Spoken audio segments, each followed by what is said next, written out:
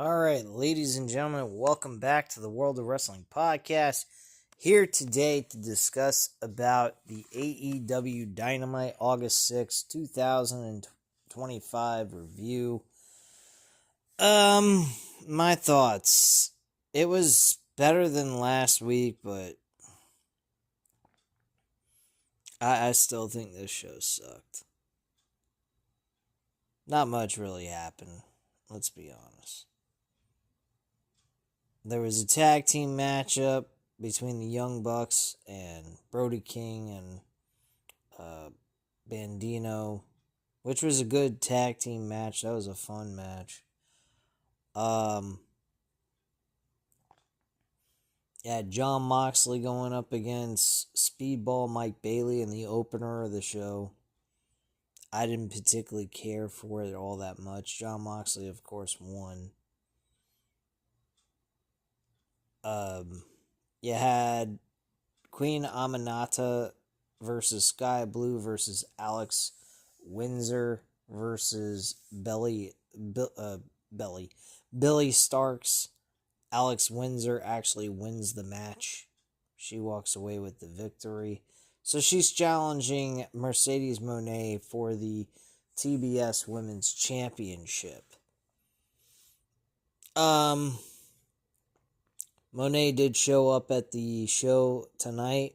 Her first appearance since All In. It's been a while.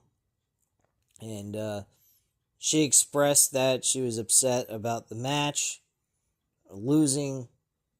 Match was great, but she was very unhappy the fact that she lost.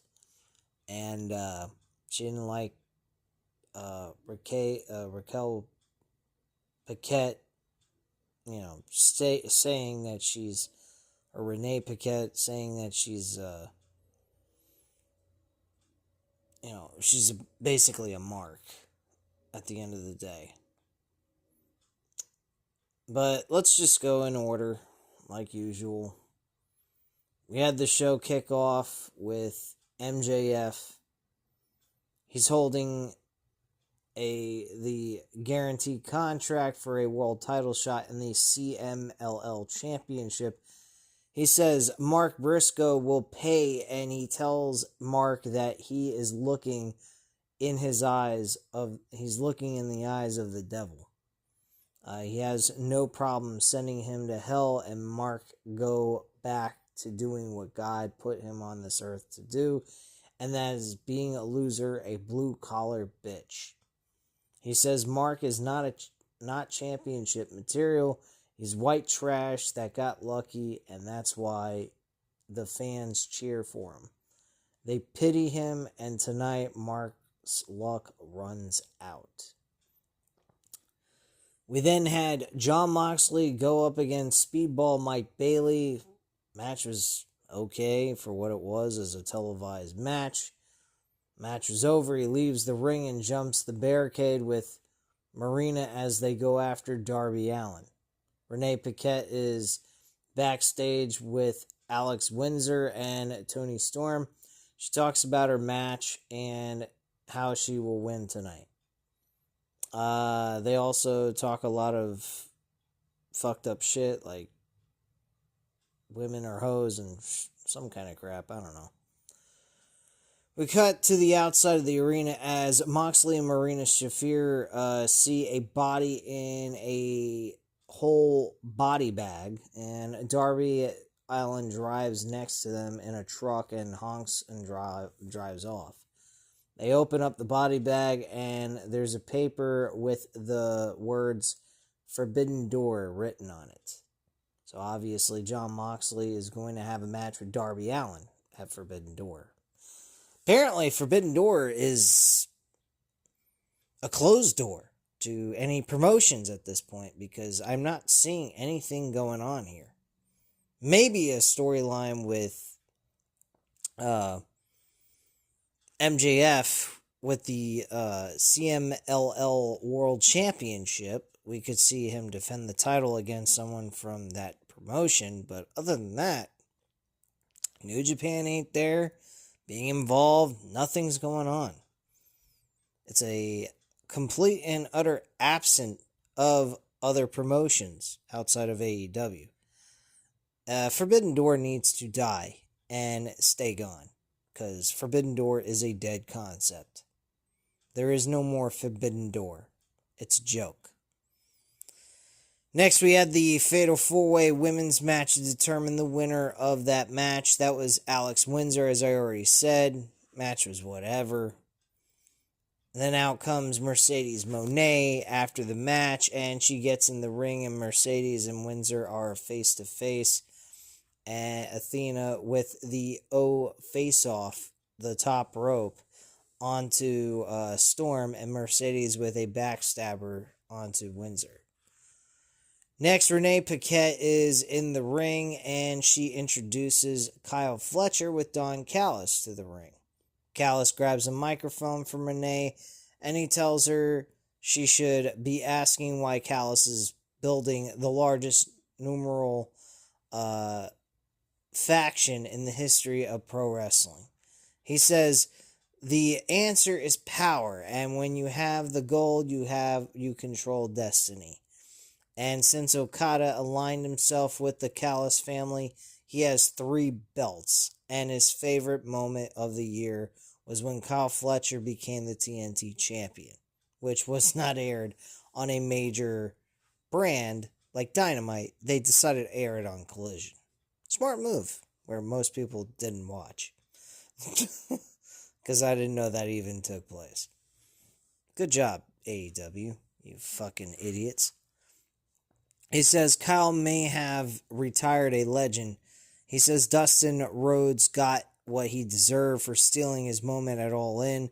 He says Dustin may have had a storied career, but a 60-year-old man does not deserve to be in the ring with him. He says we don't know if we will see Adam Cole again, and that is thanks to him.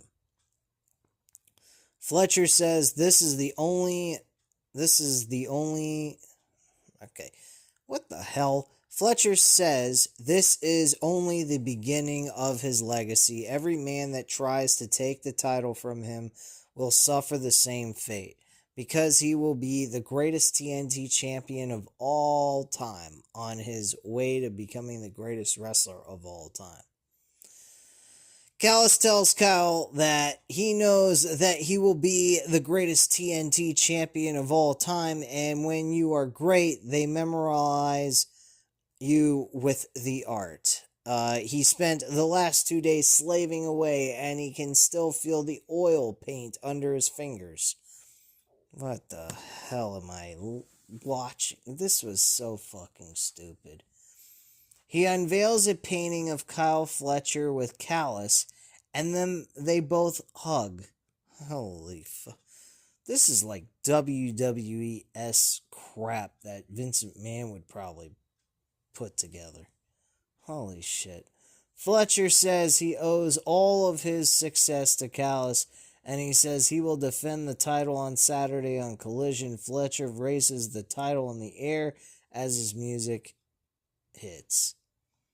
We cut to the back, and Cope says he has his hands full with FTR, and he knows they can't get within 200 feet of them. He spoke to Tony Khan, and next time it will be himself against Big Stoke. And if FTR interfere, their restraining order is null and void. So they have the option to allow Stokely to get his brains kicked in, so that they can keep the restraining order intact, or if they decide they want to come into this match and get involved, then they will have to drop the restraining order altogether, which obviously FTR is going to interfere in the match so that Big Stokely does not get his brains killed or whatever. Next we have Bro Dito. Holy fuck. What a name, Brodito. Brody King, Bandino, what a joke. Versus the Young Bucks. Good matchup overall. Took up a lot of time too. But it was a fun match. I will give them that. That was an enjoyable, entertaining match. And the end result was Bandino winning, which was also surprising as well. I thought we were going to see an FTR versus Young Bucks match again, but apparently Tony Khan wanted to surprise the hell out of us. Will Bandino be the team to beat FTR? Because from what I've heard recently is that the Hurt Syndicate don't want to job out too much of anyone. They mentioned 3 teams they would job out to, but they already beat them, so what's the point in putting them back in a match with them? Another tag team that's no longer a tag team, it was only temporary, was the Swerve Strickland and Will Ospreay, but obviously Will Ospreay's out with injury, and Swerve Strickland's in the middle of a championship match with Okada, which should be probably the match of the entire night for that pay-per-view event. I honestly think that is going to be the best match of all of the matches on this card. This is going to be a fun matchup to watch, but the rest of the card is chock full of nothing. Just big giant wads of nothing. Giant wads of shit. Speaking of the Hurt Syndicate, we're backstage with MVP congratulating Brodito on their win and best wishes for the final 2 teams. He says they will be too happy to hurt the team they face at Forbidden Door. In comes MJF as Shelton and Lashley walk away. MJF tells him that with all due respect, MVP only needs him, no one else. MVP tells him that they hurt people, not MJF. It's we. And he says MJF's ego is too big, and that's what cost him his place in the group, because it's always me, and I need to win my championship, and it's not about we and what we're going to do as a group. So MVP confirmed with the rest that his thumb is down on this. He has no disrespect towards him or dislike him, but he doesn't want nothing to do with him in their group at this point. He explains to him exactly why they don't want nothing to do with him and why they kicked him out of the Hurt Syndicate altogether. And he says he wishes him luck in his goals. If he accomplishes it, great. But at the end of the day, he hopes he doesn't, because if he does, Lashley's going to go after him for the World Heavyweight Championship. And it won't be a business thing, it'll be a personal thing. Because Bobby Lashley feels disrespected. He didn't want him part of the group. He kept being convinced, let him in. He finally gave in, and then he was proven that he was right instead of being proven wrong, and sitting there and, giving him the okay to be part of it, even though he didn't want him to be part of it in the first place. And then to prove him right, now he's pissed. I guess I could see the point there. I mean, honestly, I don't see why he gives a shit outside of being the world champion. And I think him going ahead and beating MJF and getting the capability of beating the shit out of him while winning the world title, I think would be gratifying for him. So that's probably another reason. But being personal, I don't know how you could look at it as personal, per se. It's not like MJF fucked them out of the championships or messed around in their matches and caused them to get all kinds of issues where they'd lose, or their tag team chemistry between him and Shelton Benjamin is messed up. He didn't do anything. It just, so be it, he got too caught up in himself and not worrying about the team as a whole. Again, the story I think they're trying to tell here with MJF is that he has a real hard time looking past just himself and also including others that is supposed to be part of a group. While the Hurt Syndicate are a group, they care about each other. They want to see each other succeed, while MJF's only thought process was having himself succeed. And, it pretty much was, it is what it is. So, MJF is on his own now. This whole thing, honestly, makes no sense. This should have never occurred. I feel like as if we're reenacting John Cena's heel turn in this situation. There's no big no climax to this. It's just straight up, okay, we got nowhere to go with this. We don't want Hurt Syndicate losing the titles to anyone. We don't want MJF going ahead and doing this or doing that. We can't find any middle ground, probably, is where this was going. And they said, all right, let's just find an easier way out of this and just do a less thoughtful and impactful way of ending this storyline. And that's pretty much what they did here. They did the same thing with John Cena's heel run. They knew that they fucked up. There was nothing going on with it. Rock was out of the picture completely. And then the night before SummerSlam, he decides to turn babyface. I thought that was absolute stupid as shit, honestly. I think they could have just done the babyface turn after the match was over. I don't know why they decided to have him go babyface before the match even took place.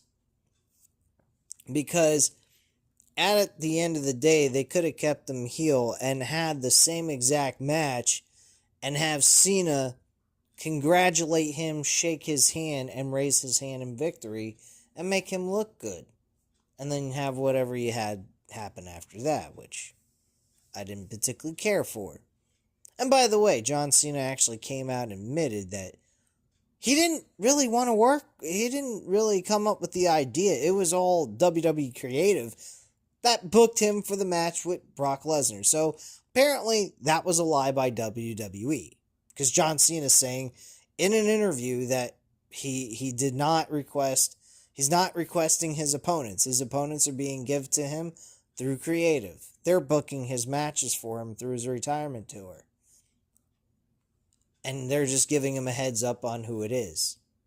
And he's just going along with it. He even stated, he says, once this year is over, my book is over with WWE. I'm moving on to a new chapter in my life and continuing on what I've been doing since I haven't been wrestling that much. WWE, on the other hand, their book is going to continue after I'm gone. It's that simple. And that's what I think. I think that John Cena is just doing what is being asked of him to do. And I guess WWE think it's a great idea to have Brock Lesnar go one-on-one with John Cena. Because he's an ex-rival. What do I give a shit? I honestly think I'm going to eventually stop covering professional wrestling on this channel. I don't know yet. AEW's hanging on by a thread. WWE, it's depending on the situation with their ESPN streaming deal that just got confirmed. WWE's now going to be on this new platform for ESPN that starts on August 21st of this year. And they won't be airing their live events until 2026. So the first event that'll ever take place on ESPN will be the Royal Rumble in January.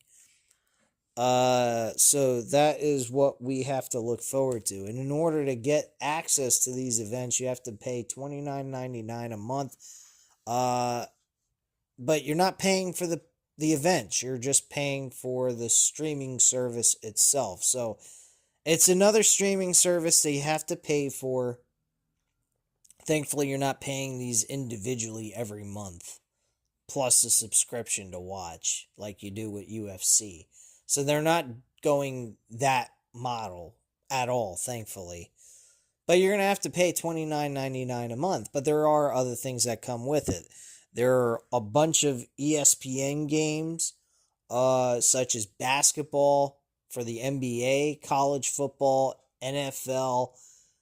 I mean, you get a ton of things that go with this at $29.99, and you get to watch all of their live televised programming from their cable service that they provide to people who actually have cable. I honestly think you can watch this through a cable service with the ESPN. I don't think you have to have the subscription. This is for people that don't have a cable service of some kind to be able to watch ESPN. So they're trying to give people that don't have cable anymore to have access it through this specific streaming service. So if you have cable and they stream it on ESPN, I don't see why the fuck you even want to bother with this. You're already paying for cable, so what the hell's the point? But for right now, until further notice, I'm going to say that this is all through streaming, so you have to pay $29.99 a month. I think I might have read that if you have cable and you have ESPN, you can watch this on regular television. But I'm not sure. But yeah, that's that information and news. I think it is kind of good if you're a sports fan. If you're not and you're just interested in wrestling, it's another wad of money that you got to throw out the window, which, quite frankly, I don't know why you would. For me, there's a lot of value besides the wrestling. There's a lot of professional sports I follow between the NBA and the NFL. So that's something to look forward to. College football, I'll be able to watch live on regular television through the ESPN streaming service and all that. But still, you're going to be, we're forking out money now. This is like getting really expensive to even follow WWE. I don't know anymore. If it wasn't for the other services that you get off of this ESPN streaming service, I don't even think I'd be interested to even watch WWE's live events anymore. And I think all those live events are going to be on that. Then you also have to have Peacock to watch all the other content that you enjoyed watching. So anyone that just followed the modern day content, such as like the PLEs, and that's all your reasoning for having the Peacock, just get rid of it. There's no fucking point. Now, if you enjoy WCW, ECW, and all the WWF pay-per-view events, because let's be honest, the Raw and SmackDown events, you can't follow them in chronological order because one's on Netflix and they haven't even uploaded hardly any of the fucking Raw episodes from back in the day so that you can watch it in chronological order. And you have SmackDown, which is all there, but let's be honest, if you ain't got Raw, there's no point in watching SmackDown. It's like a dead concept. So you gotta have both. If you ain't got both, there's no point in streaming the old content from back in the day. You can't stream WCW's old content for Nitro and Thunder, so you can do that, but that's only up to 2001, and then that's over and done with. And ECW, same difference. You can watch all their wrestling content from the time they started all the way up to like 2000 and early 2001. I think they ended in January of 2001, and WCW ended in March of 2001. So that's all you got. It's all you got to watch. I don't understand what the hell is the point of WWE's content being on Peacock at this point. WWE's been rated to other fucking platforms. What is the point in WWE being there? Just take the stuff that you got on Peacock and move it over to Netflix. The only thing that's not going to be there is the PLE events that are going to be streaming live. And all those events will be on replays, probably, on ESPN. So you'll only be able to watch the PLEs on ESPN in replay if that's what you choose to do. You can't buy the DVDs anymore, of course. That's over and done with. They're slowly but surely making me not care for wrestling. And then you bring me to AEW. A show that I've been shitting on for the last year and a half, almost 2 years. With some moments of good and others really bad. Tonight wasn't that bad, but still, I just don't give a fuck. I really don't. We got FTR and Big Stokely are backstage, and Big Stoke insults Cope's wife and kids, and he tells Cope that he will beat him next week, while also having a frown on his face of having to do this fucking match in the first place. As if FTR has all the faith in the world that he'll destroy Adam Copeland. Sure. Keep smoking the crack. It's doing you wonders. Next, we had Renee Paquette introducing Swerve Strickland. He comes out with Prince Nana. He tells her that last year at Forbidden Door, he had to put down Will Ospreay, and if he did that to his best friend and family, what does Okada think he'll do to him? He says Okada is a current unified champion, but when they say that Okada is a generation wrestler, Swerve is someone that no one has ever seen before. Swerve says that Okada has come after him 3 times, and he has put the fear of God into Okada. He says this is a big match for Okada because he is facing off against the most dangerous man in AEW, and that is him. He says this is also about his redemption because he lost 2 of the biggest matches in his career back-to-back times in London. He says he wants to continue his legacy by defeating Okada, and he will stand in the middle of Okada's body. Wait, what? And he will stand in the middle of Okada's body. This writer really is retarded. He's going to stand over Okada's body. And while Don Callis cries, everyone will scream and chant his house. And Mark says, the next thing that we have is Mark says the time for words is over, and tonight he will do his talking with his fists. He tells MJF that tonight he will pay for his sins, and in comes Adam Page, who tells Mark he has known him for 14 years and has always looked up to him. He tells Mark that if he wins tonight, and he hopes he is the next one to challenge for the World Championship. Both men shake hands, and Page walks away. Then we get the main event with Mark Briscoe and MJF. This match was pretty damn good.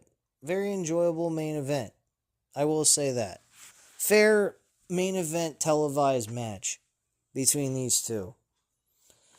MJF wins the match with a heat seeker pile driver, and he pins him, but Mark Briscoe actually puts his foot on I think it was his foot. Yeah, it was his foot. He put his foot on the rope. The referee had his back turned while counting. Perfect positioning, ref. Good job there, making your referee look like a fucking amateur. And then rings the bell after it reaches 3. Now, here's something that really blew me the hell away. MJF literally went ahead, looked at his foot, and hesitated, and then finally decided, yeah, I'm going to move his foot off the rope so that the referee doesn't see that his foot was on the rope at the time that he was counting, thinking he made a mistake so he can go back and look at the tape and change his mind. That was kind of a stupid look. Anyway, after the match was over, I think he attacked Mark Briscoe. Adam Page came down, made the save, was about ready to connect with the buckshot lariat, and MJF scoots out of the ring so he doesn't get hit with the maneuver, and the show goes off the air with absolute silence. Very awkward ending, I would say. And that's your show. Was it an improvement from last week? Yeah, but last week's show did not really set the bar real high. The standards of AEW Dynamite continue to sink lower and lower. I don't know how much more I can continue to keep watching professional wrestling as a whole. Financially and mentally, I mean, it is draining. Raw was absolute shit. Dynamite was actually better than... I would say slightly better than Raw, honestly. There was some storyline progression, I'll give them that, but still, this show is not what it used to be. It's very, very disheartening and kind of alarming, honestly, how low creatively they've gone, just losing CM Punk and Cody Rhodes. One thing I will say is, I don't understand you losing two guys like that and you automatically become shit. If that's all it takes to make a company fall apart, then you're a joke. You're not really, you're nothing. You're shit. I think if they lose MJF, they're pretty much fucked after that. Really. Because he's the only young, genuine talent that they have at this point that's a mega star. I honestly don't understand the fucking point of this shit. They put MJF, their top star, through these absolute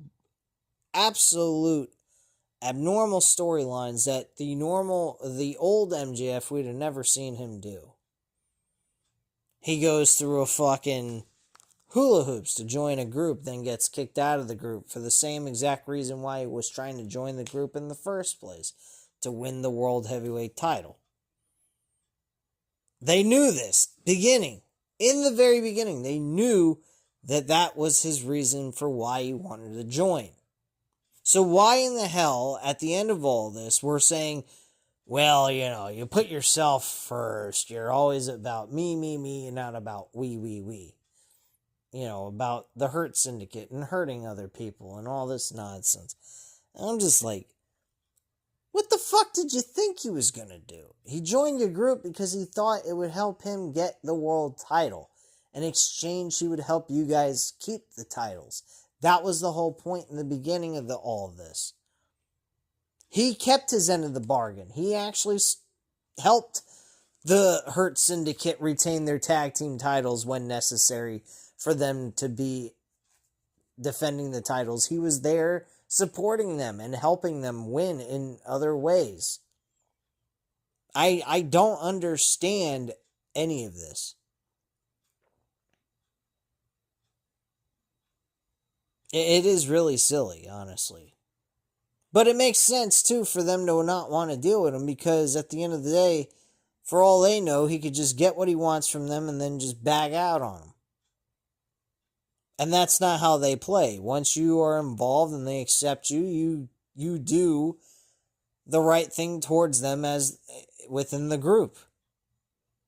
Everyone's a winner. Everyone's a champion. We care about each other and we care about keeping titles on ourselves. That was the whole point of the Hurt Syndicate.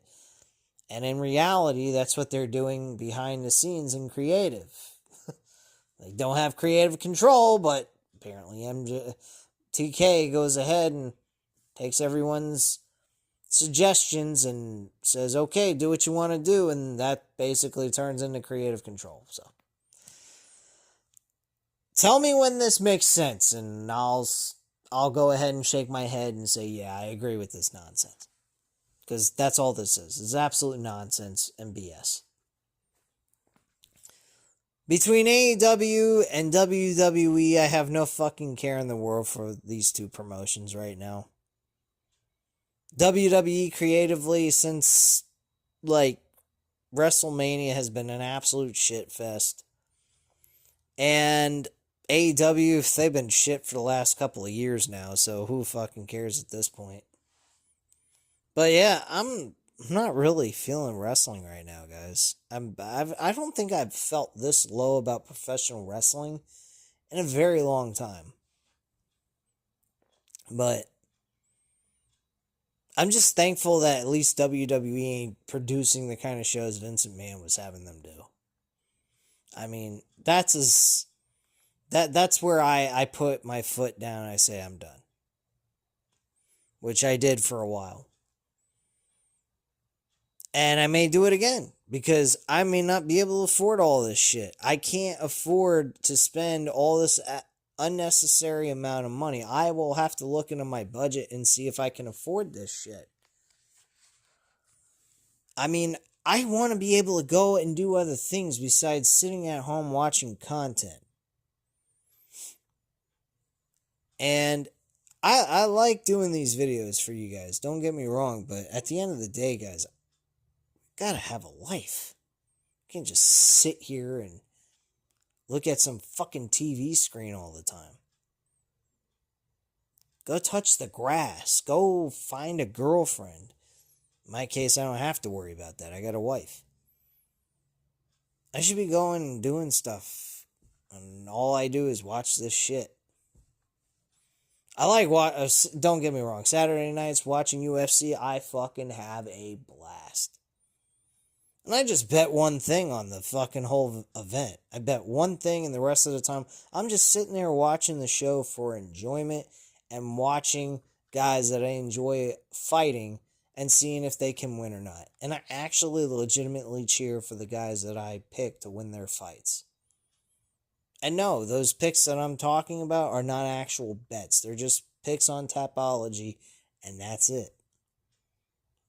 That is what I'm starting to get into more and more. I'm liking MMA, UFC, more than professional wrestling at this point.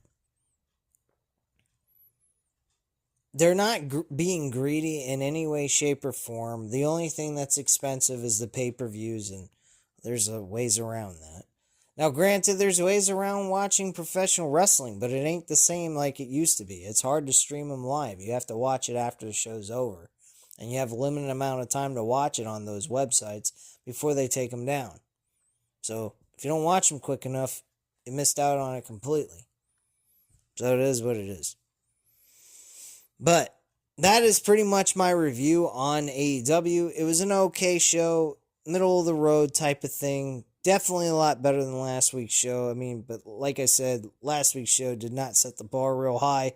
Very low standards on that show. That show was fucking garbage. And this one was a tad better. There was some stories, some good wrestling, and that was pretty much it. But is it anywhere near what it used to be? Fuck no. Not even close. But you guys know what to do. Hit the like button if you like this video. Hit the subscribe button if you're not already subscribed to the channel. And leave a comment down below. I'll definitely get back to you on that. Thank you guys very much for watching. And have a great night, guys. Bye.